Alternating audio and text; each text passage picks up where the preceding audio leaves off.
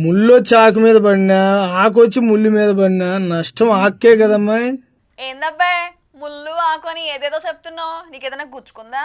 కాదమ్మా, నాకు తెలిసిన ఫ్రెండ్కి పెళ్ళయిందిలే. వాడి కష్టాల గురించి చెప్తుంటే నాకే ఏడుపొచ్చింది. అంత ఏడుపొచ్చేలా ఏం జరిగింది అబ్బాయి? అయినా నీ ఫ్రెండ్ పెళ్ళాడిన అమ్మాయి కదా ఏడవాలి అసలు. మీకు అట్టాగే అనిపించుద్దిలే.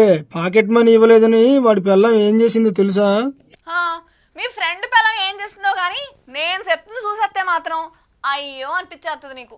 ఏంది మా వాడి కంటే దారుణంగా దెబ్బైపోయాడా? అంత డౌట్ అని మనం ఉంటే ఒకసారి చూడండి.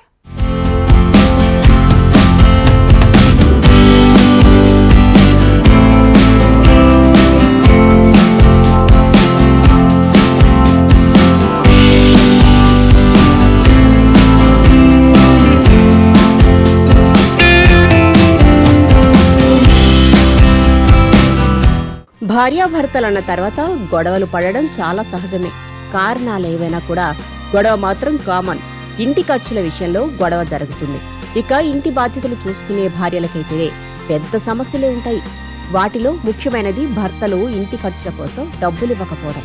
ఈ విషయంలోనే చాలా జంటలు గొడవలు పడుతూ ఉంటాయి. తాజాగా ఓ భార్య పాకెట్ మనీ ఇవ్వలేదన్న కోపంతో రెచ్చిపోయింది.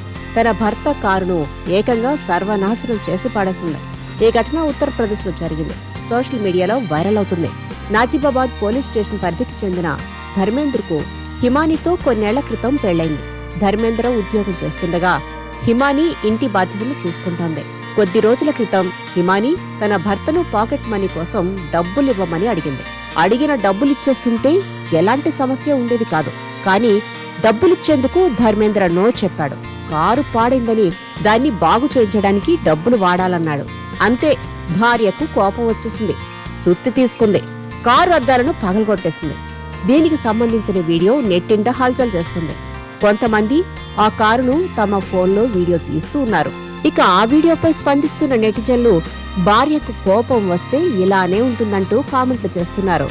భార్యలతో జాగ్రత్తగా ఉండాలని అంటున్నారు.